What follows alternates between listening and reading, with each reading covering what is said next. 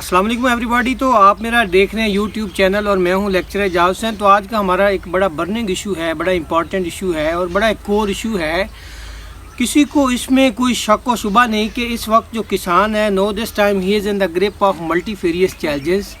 उसके साथ यकीन कीजिए एक ऐसा हाथ हो रहा है कि वो कहते हैं ना पंजाबी के दाढ़ी नाल मुछां वध गईयां, कि उसका जो ख़र्चा है, उसके जो एक्सपेंडिचर्स हैं, जो उसने उस पे मतलब फसल के पकने तक, गंदम तक लगाया है, वो ही नहीं पूरा हो रहा। प्रॉपर उसको फेयर प्राइस ही नहीं है। गंदम से पहले क्या उसके साथ हाथ हुआ है, यकीन कीजिए कि जो मक्की की फसल थी वो लोगों की तबाह हो गई है। लोगों ने घर में रखी, किसान ने इस इंतज़ार में कि रेट बढ़ेगा 4000 होगा, 4500, 5000, 2000, 1500, 1600 मन से मक्की ने क्रॉस ही नहीं किया। जो स्टॉकिया है, जो व्यापारी है और जो गल्ला मंडी के अंदर बड़े बड़े ताजर हैं, यकीन कीजिए वो ऐसे, मैं कहता हूँ कि ब्लैक कोबरे और सांप की तरह बैठे हैं। They are sucking the blood of the farmers. तो क्या करना चाहिए फार्मर को? जो मेरा मैसेज सुन रहे हैं, ये पैगाम सुन रहे हैं, मैं आपको एक इसका हल बताता हूँ। पंजाबी में वो कहते हैं ना कि प्यार कर सें ते प्यार कर सां, खार कर सें ते खार कर सां, तू अगली गल ते ना भुल्ला रवी, तू हिक करे से मैं चार कर सां। फार्मर्स, किसान भाइयों, अब करना आपने क्या है, आपकी गंदम को इन्होंने तबाह कर दिया, मक्की को इन्होंने तबाह कर दिया, चावल आपने बीजा तबाह हो गया, अब आप इनकी शुगर मिलों को तबाह कर दें। अब जितना गन्ना आप इनको दे रहे हैं, यकीन कीजिए आप रॉ मटेरियल देते हैं, इंडस्ट्री इनकी बूस्ट होती है। अगर गन्ने की अच्छी प्राइस दे सकते हैं तो आपको गंदम की क्यों नहीं दे सकते?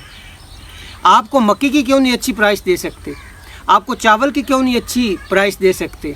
यार इनको समझना होगा कि दुनिया में कोई कौम भी उस वक्त तरक्की नहीं कर सकती जब तक उसके जो ग्रास रूट लेवल पे बर्निंग इश्यूज़ हैं वो सॉल्व नहीं होते।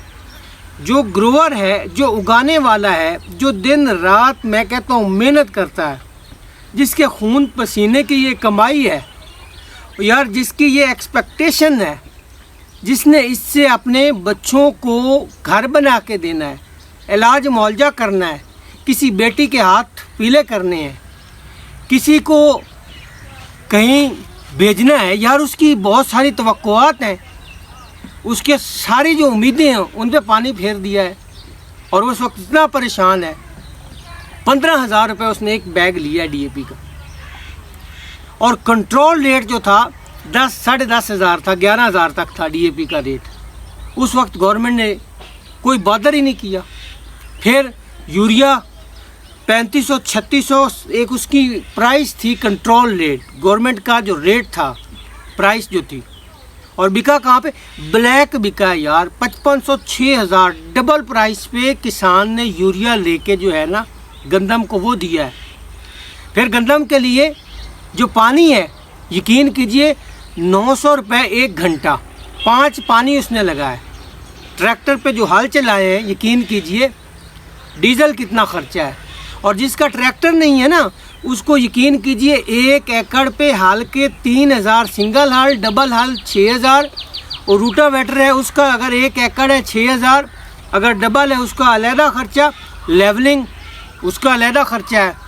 फिर उसने उसके लिए स्प्रे का इस्तेमाल करना है और उसको और थोड़ी परेशानियां हैं। क्लाइमेटिक चेंज है, कहीं आंधी आ गई, कहीं तूफ़ान आ गया, कहीं ओले पड़ गए, उसकी फसल तबाह हो गई। रही सही कसर जो है ये हमारे मुल्क के अंदर जो व्यापारी हैं, जो माफिया है, जो ये स्टॉकिये हैं, जो ये ताजर हैं, खुदारा इस बात पे सोचो, समझो, गौर करो, फिक्र करो। अगर हमारा किसान खुशहाल होता है तो पाकिस्तान खुशहाल होता है। जो भी हमारी इंडस्ट्री है वो ज़राअत के साथ को रिलेटेड है। यकीन कीजिए नेक्स्ट अगले साल 2025 में अगर गंदम किसान ज़्यादा देगा तो फ्लोर इंडस्ट्री बूस्ट करेगी। अगर अगले साल किसान ने कपास को ज़्यादा उगाना है, टेक्सटाइल ऊपर जाएगी। अगर अगले साल किसान ने ज़्यादा से ज़्यादा चावल को उगाना है तो पाकिस्तान इसको ज़्यादा से ज़्यादा एक्सपोर्ट करेगा। किसान ने अगर ज़्यादा गन्ने को उगाना है, शुगर केन को ज़्यादा उगाना है, तो हमारी जो शुगर इंडस्ट्री है ये बूस्ट होगी। कोई भी शोबा जो है, यकीन कीजिए, ऐसा नहीं है जिसका फार्मर से लिंक ना हो। फार्मर जो है इस वक्त, यकीन कीजिए, इतनी बेचैनी के अंदर है, इतना नर्वस है, टेंशन में है, मेंटली ऑक्यूपाइड है, और जो साथ में ख़रीदने वाले ऐसे मजाक कर रहे हैं, यकीन कीजिए, उनको कहते हैं रेट ही हुई है, इससे ज़्यादा रेट कहीं है ही नहीं, और वो कहता है कि मैंने इस रेट पे बेचनी नहीं, और एक तरफ से वो मजबूर है, उसको पैसा इस वक्त चाहिए। गन्ने की फसल जो है, जो अगले साल तैयार होकर पकनी है, उसके लिए उसको अमाउंट चाहिए, उसने खाद डालनी है, उसने गन्ने की फसल को पानी देना है, गन्ने की फसल पे उसने बहुत सारा ख़र्चा करना है, तो वो सारा जो ख़र्चा है उसने अभी गंदम को सेल करना है, वो पैसा आएगा तो गन्ना तैयार होगा। खुदारा सोचो, इस पे आप अगर नहीं सोचेंगे, किसान जो है हमारा अगर विक्टिमाइज्ड हो गया, किसान ने अगर फसल उगाना बंद कर दी, अपने खाने तक के लिए उगा दी, तो ये मुल्क, लिख के रख लो, मैं यकीनन 100% कहता हूँ, ये काट साली में पड़ जाएगा, यहाँ बुरान आ जाएगा, यहाँ पर फूड इनसिक्योरिटी जो है वो फैल जाएगी, खाने को कुछ नहीं मिलेगा। और हम कहने को कहते हैं पाकिस्तान एक ज़रई मुल्क है, ज़राअत हमारी मैशत के लिए रीढ़ की हड्डी की हैसियत रखती है। कहाँ ये ज़रई मुल्क है? कहाँ ज़राअत हमारी मैशत के लिए रीढ़ की हड्डी की हैसियत रखती है? हम ये सारा कुछ पढ़ते हैं, हम रवायती मीडिया पे, प्रिंट मीडिया पे, इलेक्ट्रॉनिक्स मीडिया पे, सोशल मीडिया पे सारी चीज़ें पढ़ते हैं। मुझे आप बताएं, प्याज की जब कमी होती है, क्राइसिस आता है, आप ईरान का प्याज लेते हैं, आलू आप इंडिया से ले लेते हैं, गंदम आप रशिया से मंगवा लेते हैं। कहाँ ये ज़रई मुल्क है? इसको अगर आपने प्रॉस्पेरियस करना है, इसको अगर आपने डेवलप करना है, तो किसान को आप जो है ना एक पीस ऑफ माइंड दें, फेयर प्राइस दें, उसको खुशहाल करें। यकीन कीजिए Pakistan will progress by leaps and bounds. We must study our troubled economic history in order to draw a lesson for the future. For the variety of reasons, Pakistan has neglected the development of agriculture and modernizations. हर एक चीज़ जो है वो किसान से को related है, नहीं उगाएगा कुछ भी, लाइव स्टॉक का शोबा डैमेज हो जाएगा, ना बफेलोज होंगी, ना गाय होगी, ना शीप्स होंगी, ना गोट्स होंगी। दूध कहाँ से लाएंगे हम? गोश्त कहाँ से लाएंगे हम?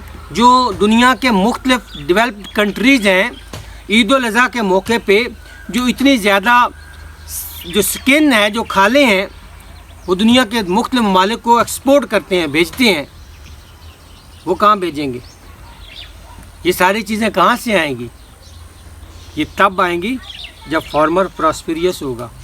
आखिरी बात मैं ये कहना चाहता हूँ, एक और बात, कि जो भेड़िए व्हाट्सएप ग्रुप, व्यापारी, ट्रेडर्स, बिजनेसमैन, गल्ला मंडी का एक नाम से पंजाब के अंदर एक ग्रुप बना के बैठे हैं, र्यूमर छोड़ देते हैं। रेट इतना नहीं कम होता जितना व्हाट्सएप ग्रुप में एक खबर जंगल की आग की तरह उड़ा दी जाती है। खुदारा ऐसा ना करें। और दूसरा वो ये करते हैं, फ़ोन करके कहते हैं किसान को कि आप माल मंडी में लाएं। किसान गाड़ी लेके जाता है किराए पे, 8-10 हज़ार गाड़ी का ख़र्चा है, लेबर लेके जाता है, उसको लोड करता है, वहाँ कंडे का ख़र्चा है, रास्ते में कोई गाड़ी चलान हो गई है, पुलिस ने पकड़ लिया है, ट्रैफिक ने पकड़ लिया है, वो किसान पे आ जाएगा। जाके क्या करेगा व्यापारी? अपने दफ्तर से मुंशी को कहेगा बम्बू लगाओ, सैंपल ले, और वहाँ ऐसे ही कह देगा कि अगर 100 में से 2-4 दाने ब्लैक हैं, काले, कहेगा ये फसल अच्छी नहीं, इसकी क्वालिटी नहीं, इसका रंग अच्छा नहीं, इसकी एवरेज नहीं है। उधर ही कह देगा कि इसका रेट ये लगना है। अब किसान ने, जिसने 8-10 हज़ार रुपये गाड़ी का, फिर उसने लेबर का, कंडे का ख़र्चा, रास्ते में रोटी पानी का ख़र्चा। वो कहता है कि अब मैं वापस लाऊं तो तब भी नुकसान है। 8-10 हज़ार अगर मुझे कम मिले तो वो मैं बर्दाश्त कर लूँगा। खुदारा ऐसा ना कीजिए। आप इस तरह के हाथ कंडे इस्तेमाल करते हैं जिससे हमारा फार्मर विक्टिमाइज्ड हो रहा है। उसको खुशहाल रखें, पाकिस्तान खुशहाल होगा। मेरा सबको ये मैसेज है, इसको स्कैटर कीजिए, शेयर कीजिए, लाइक्स कीजिए। अगले मैसेज तक के लिए इजाज़त दीजिए। अल्लाह हाफ़िज़।